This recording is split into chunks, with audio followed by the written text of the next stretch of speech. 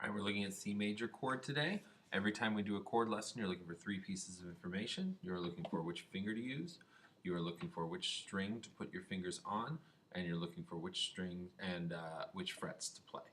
And so we are going to look at all three of those things. So let's begin with this chart, which you can see right here. See the chart up there. I've got 4 lines going down. Those are my strings. So these lines going down like so are your strings. And it is on, let me see how that would look. Maybe this one over here, or this, well, wherever it is, that's your highest string. When you're holding it, it's the one closest to your lap. And the number 3 is in the middle of it, meaning we're going to use our 1, 2, 3, third finger. And if you notice, it's on the third line down, 1, 2, 3.